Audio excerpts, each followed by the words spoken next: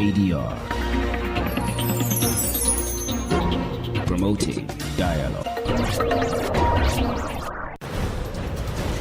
It's 6 p.m. in Dakar, 7 p.m. in Lagos. Good evening and welcome to Newslink on West Africa, Democracy Radio, 94.9 FM Dakar, Senegal, and online at wadr.org. First, our top stories. Senegalese President Diomaye Faye calls for major shift in Africa's approach to sovereignty as he opens Dakar International Forum on Peace and Security. These structures have limitations. It is therefore urgent to reorient our collective responses to make them more agile. African Union Chairman Ndayishimiye arrives in Ouagadougou to strengthen ties with the Confederation of Sahel States. Retired Nigerian police officers protest against contributory pension scheme, terming the act fraudulent.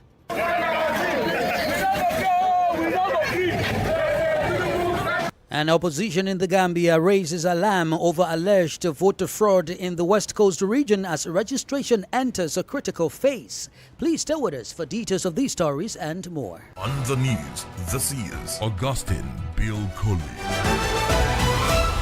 Many thanks for being with us. Newslink begins in Senegal, where the 10th edition of the Dakar International Forum on Peace and Security in Africa is underway in Diamniadio. The event, which resumes after 2 years, brings together political decision makers, military personnel, and security experts to develop sustainable solutions for peace and security on the continent. This year's theme is Africa Facing the Challenge of Stability and Sovereignty. The opening ceremony was presided over by Senegalese President Bassirou Diomaye Faye. Christopher Teacher gives the details. This 10th forum is being attended for the first time by Sierra Leonean President Julius Maada Bio, who is also the current head of ECOWAS, as well as high-ranking military officers representing the African Security and Security Agency. During the opening ceremony, Senegalese President Bassirou Diomaye Faye called on the continent to fully assume its sovereignty and to implement homegrown solutions to resolve its various challenges. For him, this will involve reorienting the African defense architecture. These structures have limitations, sometimes unclear mandate, uncertain funding, insufficient operational capacity, and above all, a frequent disconnect between decisions made elsewhere and the realities experienced on the ground. It is therefore urgent to reorient our collective responses to make them more agile, more effective, and more grounded in the real needs of the population. As the meeting takes place in a redefined geopolitical context on the continent, the heads of state present called for an end to external interventions in conflict resolution in Africa, both diplomatic and security related. Meanwhile, Sierra Leone's President Julius Maada Bio says Africa's peace and security strategy should be based on the doctrine of prevention before intervention. A high-ranking military officer also emphasized that collaborating with partners is important, but said Africa must take its destiny into its own hands. Participants at the two-day event are expressing the need to prioritize African voices in the continent's security and peace strategy. Christopher Teacher with that report. Meanwhile, West African leaders are exploring new avenues for cooperation between the Confederation of Sahel States and ECOWAS. This follows a high-level meeting held during the weekend in Lomé, Togo, on the sidelines of the Togo-Sahel strategic discussions. The talks focused on strengthening regional integration and improving the well-being of citizens across the sub-region. The government of Benin has reacted to the arrest of activist Kemi Nseba in Pretoria, South Africa. The Pan-African activist who appeared in a South African court today, April 20, is facing allegations of illegal migration and questioning surrounding his residential status. In a statement released this Monday, the special prosecutor at the Court for the Repression of Economic Crimes and Terrorism, Mario Metonon, provided details on the case. Abdullahi Hassan tells us more. According to the special prosecutor at the CRIET, Kemi Nseba, whose real name is Campo Chichi Stelio Gile Robert, is the subject of two international arrest warrants issued by the Beninese justice system. The first warrant, dated June 13, 2025, concerns alleged money laundering. The second, issued on December 12, 2025, relates to charges of glorifying crime and inciting hatred and violence. According to the special prosecutor, a request for provisional arrest has been sent to the South African government to keep the activists in detention pending extradition proceedings to Benin. At this stage, the official extradition request has not yet been filed. It is currently being prepared and should be in accordance with the international judicial agreement between Benin and South Africa. Mario Metonu also emphasized the strictly judicial nature of the procedure, specifying that political authorities are only involved in the diplomatic transmission of the case. He commended the professionalism of South African authorities in handling this case. Aziz Abdan Suled's report from Cotonou presented by Abdullahi Hassan. In Nigeria, some retired police officers are calling on President Bola Tinubu to sign the police exit bill passed by the National Assembly in December 2025. The bill seeks to withdraw the Nigeria police force from the contributory pension scheme. The officers, under the guardians of the Police Retired Officers Forum of Nigeria, staged a protest at the presidential villa in Abuja earlier today and expressed their demands. WDR's Abuja correspondent Yechenu Sasetu reports.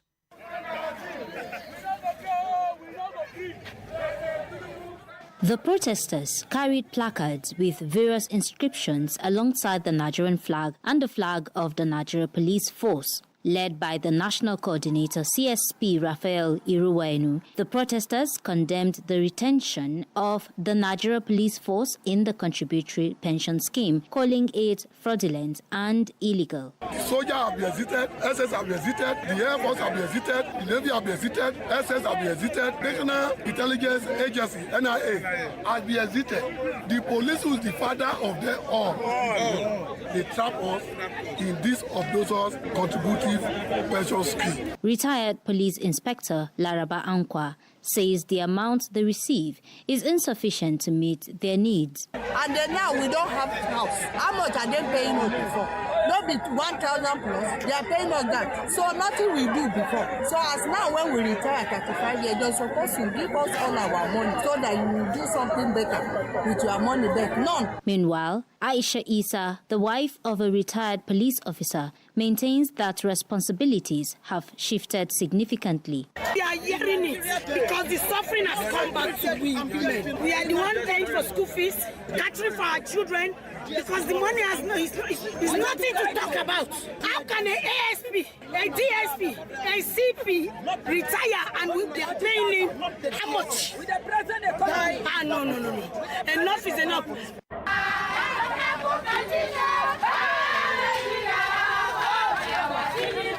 This is not the first time that retired officers have staged a protest against the contributory pension scheme. In July of last year, they demonstrated at the National Assembly demanding their removal from the scheme. As of now, the federal government has yet to respond to the protests. For WADR, Yechenu Sasitu in Abuja. More stories coming up on West Africa Democracy Radio. Newslink continues. Well, on the diplomatic front, the African Union chairman, Evariste Ndayishimiye, is in Ouagadougou, Burkina Faso, for a working visit. His visit is part of the AU's efforts to strengthen ties with the Confederation of Sahel States. Ndayishimiye was received at the airport by Captain Ibrahim Traoré, who also serves as the current head of the AES Confederation, which brings together Mali, Burkina Faso, and Niger.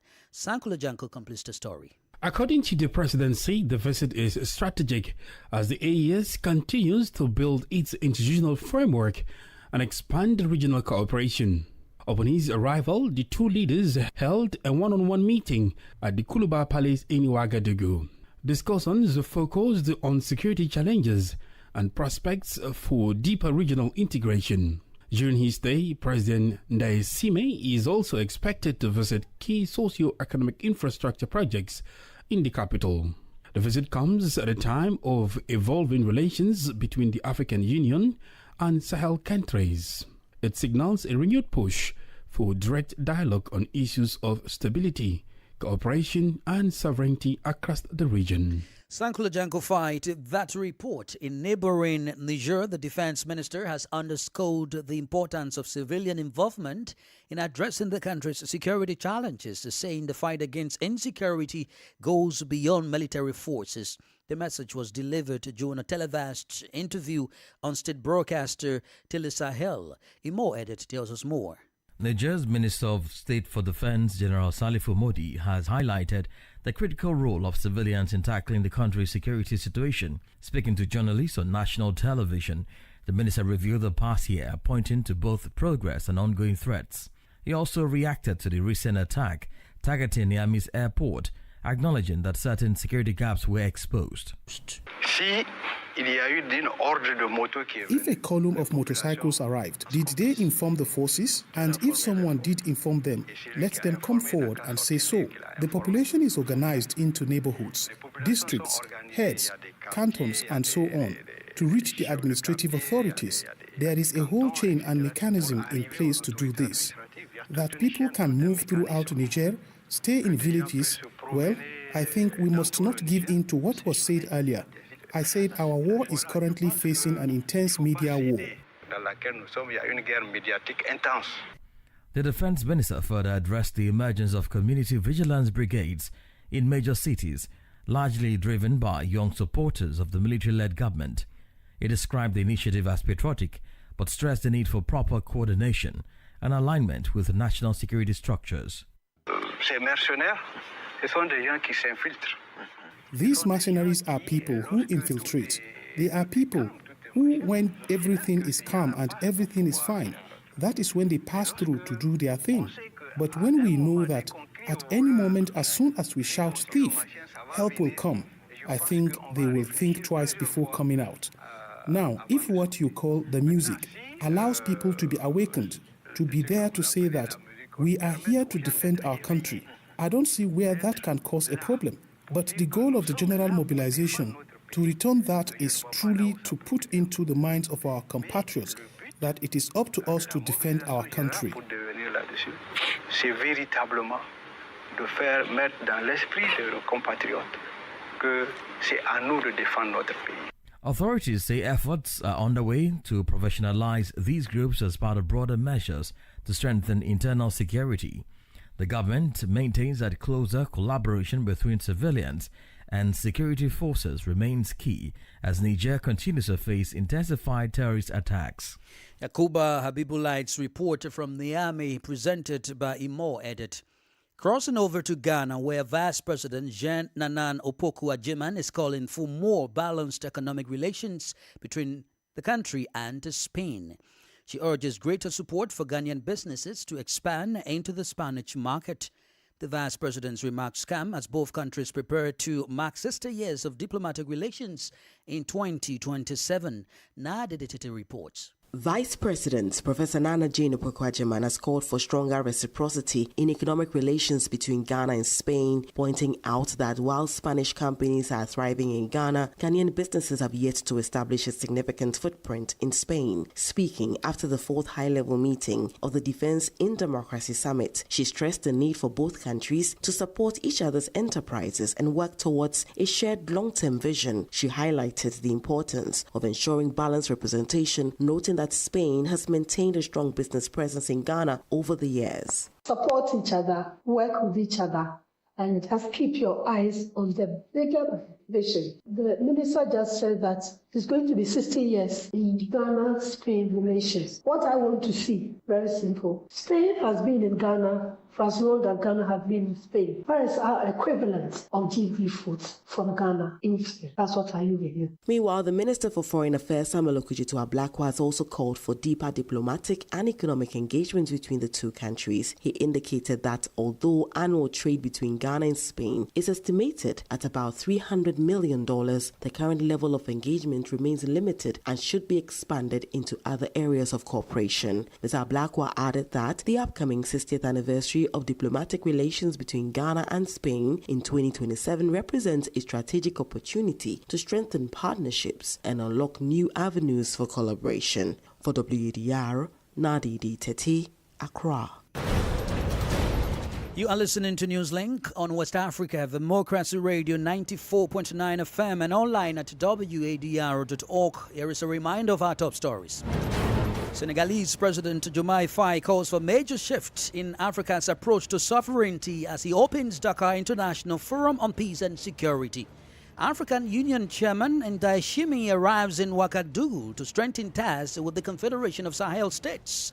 Retired Nigerian police officers protest against contributory pension scheme, terming the act fraudulent. Still ahead in the news, opposition in the Gambia raises alarm over alleged voter fraud in the West Coast region as registration enters a critical phase. We also have a guest interview and sports news, so please stay with us. West Africa Democracy Radio. It's you speaking. Many thanks for being with us. We are streaming live on YouTube at WADR and on Facebook, WADR English Service. Let's focus on the Gambia's West Coast region now, where tensions are mounting in the town of Tangi following allegations of voter registration fraud involving supporters of the ruling National People's Party. The opposition United Democratic Party claims individuals linked to the NPP attempted to register non-Gambians during the ongoing supplementary voter registration exercise. However, the NPP denies the accusations, describing them as false and politically motivated. From Banjul, Sandona Mendy reports. Tension flared at a voter registration center in Tanje in the West Coast region after allegations of attempts to register non-Gambians. The United Democratic Party says its team apprehended individuals allegedly linked to the ruling NPP who are issuing national birth certificates to foreigners. A party official, Babukar Siddiqui Jammeh, says the suspects were taken to Bruceby police station, describing the act as criminal. The NPP has rejected the claims, with deputy spokesperson Sidi Eskinjai calling them misleading and politically driven, while urging authorities to investigate. Political analyst Yoram Balo warns that the allegations, if proven, could undermine the public confidence in the electoral process. The clash in Tanje between the UDP and NPP over alleged registration of non-Gambians illustrate a cold truth of election. The allegations themselves have consequences even before facts are established. Well, what is needed to be done now is to prove whether it is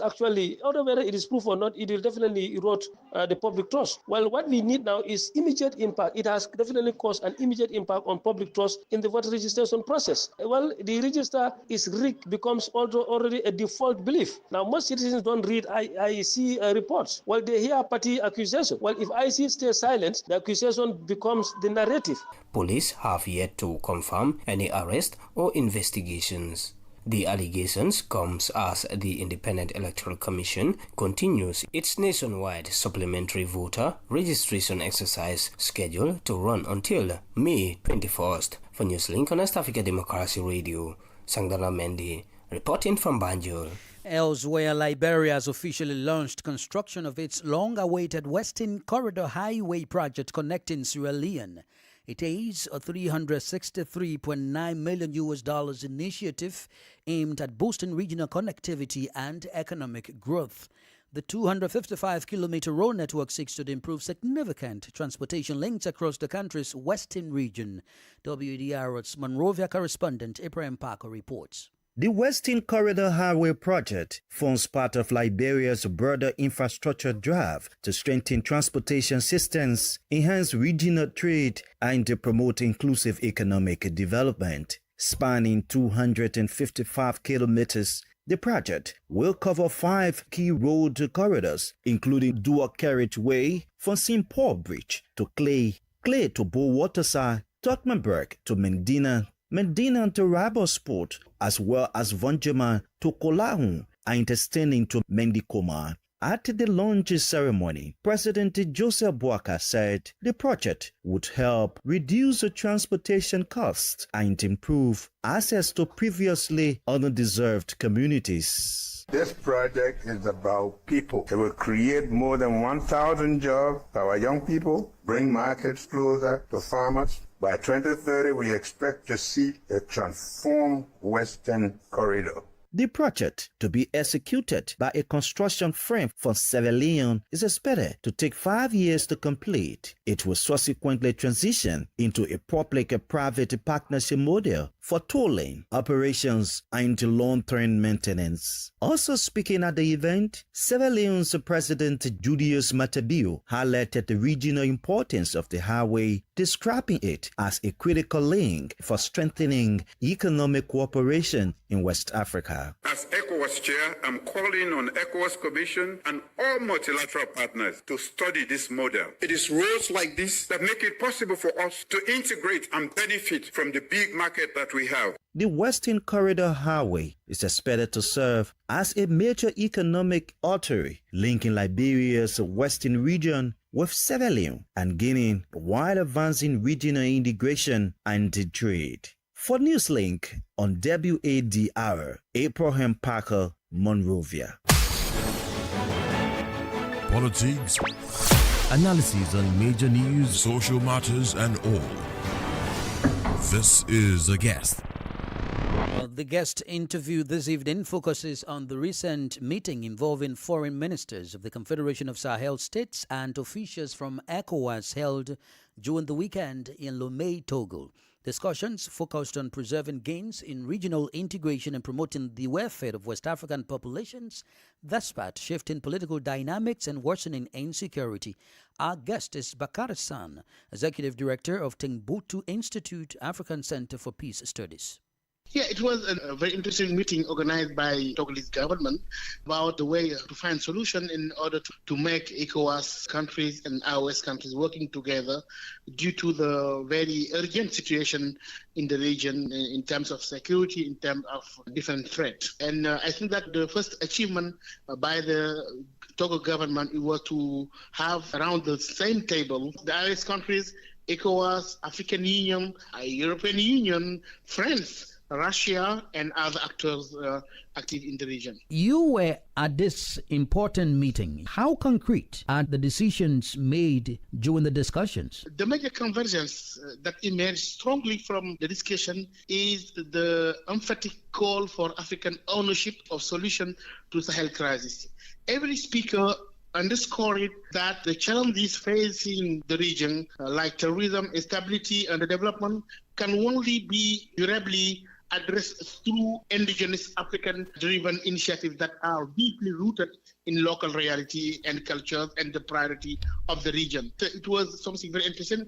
We reinforce the point by insisting that the population of the Sahel demand on home ground answers that respect sovereignty and reflect African agency, thereby positioning the strategy not as just a Togolese project alone, but as a genuinely Pan-African platform owned and shaped by the continent. Amid tensions when it comes to insecurity in the sub-region, there is this proposal to establish a formal legal framework for cooperation between ECOWAS and the AES. The question remains, how realistic is this particular proposal when it comes to the legal framework for cooperation? While the strategy embraces the long-term diplomacy of dialogue and trust building, it must be accompanied by immediate concrete action to confront the terrorist threat. I call it a rapid creation of a directed military and technical channels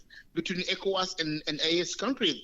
And I think that the representative of the International Center for Research and Studies of the Sahel advocated geographical expansion toward the Lake Chad Basin and praised the Niger model, for example, military solution. When the civil society also, they call to have a kind of synergy between the countries in spite of the official separation between the two spaces. The thing is, ECOWAS is here, but IS is becoming a political reality we have to deal with. And even the United Nations welcomed the initiative as fully aligned with African-led peace platform, confirming that Lomé is perceived now as a neutral yet engaged decompression chamber capable of reconnecting the Sahel with ECOWAS and the rest of the continent. And it was, I think, this context that made the participant to discuss all the issue, and frankly, and it was, from my perspective, something very interesting. How might this renewed dialogue impact ongoing security challenges? I think that the meeting was first timely. It was after all these polarization discussions, listening to the AS country representative. Now there is a common consciousness that it's time to talk together due to the very urgent security situation. Bakar Sam is Executive Director of the Timbuktu Institute African Center for Peace Studies. And now in sports, a former Nigerian athlete, Isaac Odugbisan, now well known in professional wrestling cycles as Obafemi, delivered one of the best moments of the year by defeating Brock Lesnar on his WrestleMania debut. The highly anticipated clash saw the Nigerian powerhouse step onto wrestling's grandest stage for the very first time, and he made sure the occasion would never be forgotten. The victory marks a major milestone for the former Nigerian athlete whose rise from track and field into global wrestling prominence has captured attention in recent years. And in football, Ghana's Under-17 women's national team, the Ghanaian Black Maidens, delivered a commanding performance to secure an emphatic 8-0 aggregate victory over Togo's women's national Under-17 football team in the FIFA Under-17 Women's World Cup qualifiers. Heading into the second leg with a 2-0 advantage from their first leg win in Lomé, the Maidens produced a dominant display at home, crushing to a 6-0 triumph to see progression to the next round. Meanwhile, they will face Liberia's women's national Under-17 football team in the subsequent round, where a tougher challenge is expected as the competition intensifies. And that's the latest in the world of sports. We've come to the end of this edition of Newslink on West Africa, the Democracy Radio, broadcasting on 94.9 FM Dakar, Senegal, and online at wadr.org. Thank you for listening. Many thanks to Ismaila Kamara and Maudu Ju for the technical support. To interact with us via our social media platforms, X, Instagram, and Facebook at WADR English. I am Augustine Bilkali. Good evening. We thank you for listening to Newslink in Nigeria on Love FM Abuja and Darling FM Owerri. In the Gambia on Hot FM Banjul, Hilltop FM and Veritas Radio in Serekunda. Thank you for listening on Alternative Youth Radio Lofa County, Liberia, Radio Kegaman in Nimba County, and DCN Radio Riverses County. A big thank you to Radio Baft FM in Sierra Leone for listening, and in Ghana we thank Radio Pad in Damango and Royals FM in Wenchi. Thank you all for listening to Newslink.